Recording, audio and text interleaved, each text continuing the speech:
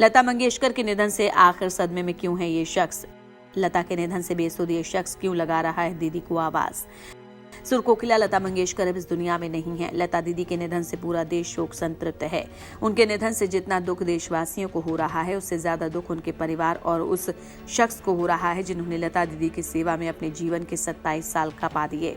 दरअसल हम जिस शख्स की बात कर रहे हैं उसका नाम है महेश राठौर, जो करीब 27 सालों से लता मंगेशकर की देखभाल कर रहा था। लता दीदी के निधन की खबर से जैसे ही महेश राठौर को मिली उनकी लता दीदी अब इस दुनिया में नहीं है, तो उन्हें खुद को संभाल पाना मुश्किल हो गया।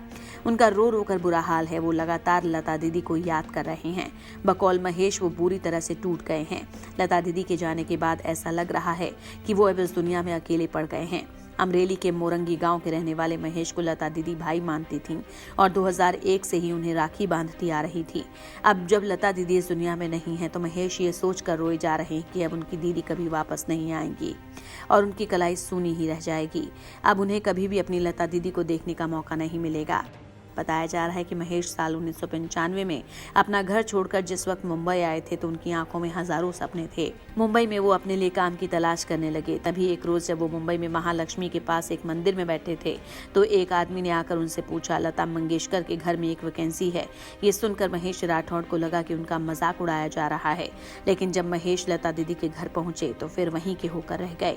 धीरे धीरे महेश ने लता दीदी के दिल में अपनी जगह बना ली और उनकी देखरेख की पूरी जिम्मेदारी अपने ऊपर ले ली।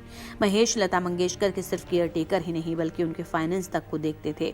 वो लता दीदी के कार्यक्रम अरेंज करवाते और इस बात का भी खास ख्याल रखते कि लता समय पर दवाई लें। खास बात यह है कि महेश को अपने परिवार वालों को ये विश्वास दिलाने में 4 साल लग गए कि वो लता मंगेशकर के यहाँ काम करते हैं। जाहिर है इतना प्यार पाकर तो कोई भी सदमे में जा सकता है। इंडिया न्यूज वायरल की रिपोर्ट।